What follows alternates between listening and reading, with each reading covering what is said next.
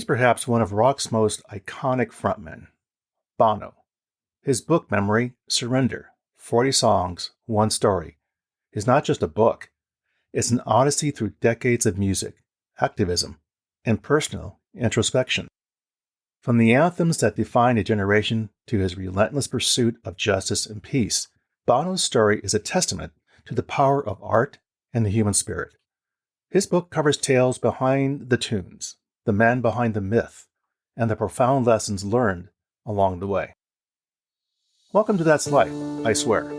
This podcast is about life's happenings in this world. Happenings that conjure up such words as intriguing, frightening, life-changing, inspiring, and more. I'm Rick Barron, your host. That said, here's the rest of this story. From the very first page, Bono invites us into his world with the intimacy of an old friend sharing tales over a pint. Surrender is structured uniquely, with each chapter named after a U2 song, like I Will Follow, With or Without You, I Still Haven't Found What I'm Looking For, and others. This clever approach allows Bono to weave together the narrative of his life with the soundtrack that defined it. Bono's memory is as much about the man as it is about the musician. He reflects on his upbringing in Dublin, the early days of U2, and the profound influence of his mother, Iris, who passed away when he was just 14. His absence and the void it created are themes that echo throughout his life and work. But Bono doesn't stop at personal anecdotes. He delves into his political activism, particularly his efforts to combat poverty and AIDS in Africa. We see behind-the-scenes efforts of a rock star using his platform to effect real change, often negotiating with world leaders and navigating the tricky waters of global politics. This book is a treasure trove for U2 fans, offering insights into the creation of some of the band's most beloved songs. Each chapter not only tells a story, but also provides a glimpse into the songwriting process. For instance, Where the Streets Have No Name isn't just a hit song. It's a narrative of hope and longing, born out of Bono's experiences and reflections. What's striking about Surrender is its deep honesty. Bono doesn't shy away from his mistakes and contradictions. He admits to the arrogance of youth, the missteps in his activism, and the struggles with fame and ego.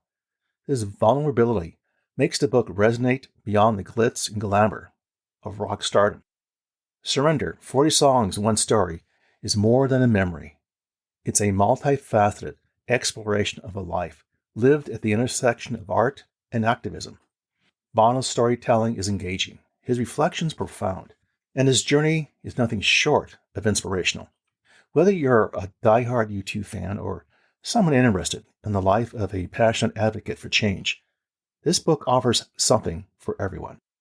So grab a copy, immerse yourself in the melodies and memories, and discover the man behind the music. As Bono writes in his book, surrender to your passions, your fears, and your hopes. This memory is an invitation to do just that. Let's talk about the author. Bono, born Paul David Hewson in 1960 in Dublin, Ireland, is the lead vocalist and primary lyricist of the rock band U2. He co-founded the band in 1976 with schoolmates, and U2 has since become one of the world's most successful and influential rock groups. U2's career spans over 4 decades, during which they released numerous critically acclaimed albums, such as The Joshua Tree, Achtung Baby, and All That You Can't Leave Behind. The band's sound has evolved over time, incorporating elements of post-punk, alternative rock, and electronic music. Bono's distinctive vocals and emotional performances have been central to U2's identity. Beyond his musical career, Bono is widely recognized for his humanitarian work. He has leveraged his fame to advocate for various social and political causes. Some of his notable efforts include co-founding One Campaign, an organization that fights extreme poverty and preventable diseases, particularly in Africa, advocating for debt relief for developing countries, including meeting with world leaders to discuss economic policies affecting poorer nations, supporting various environmental causes, and promoting sustainable development, and there's a lot more. Bono has received numerous awards for his music and activism, including honorary knighthood from Queen Elizabeth II and France's Legion of Honor. His approach to combining art with activism has made him a unique figure in both the entertainment industry and the world of international development. While his methods and high-profile status have sometimes drawn criticism, Bono's commitment to using his platform for social causes has undeniably brought attention to important global issues and contributed to tangible changes in policy and public awareness. Now, what drew my interest in reading this book? As one of the music's most iconic artists and the co-founder of organizations such as One and Red, Bono's career has been written about extensively. But in Surrender, it's Bono who picks up the pen, writing for the first time about his remarkable life and those he has shared it with. In his unique voice, Bono takes us from his early days growing up in Dublin, including the sudden loss of his mother when he was just 14, to U2's unlikely journey to become one of the world's most influential rock bands, to his more than 20 years of activism dedicated to the fight against AIDS and extreme poverty.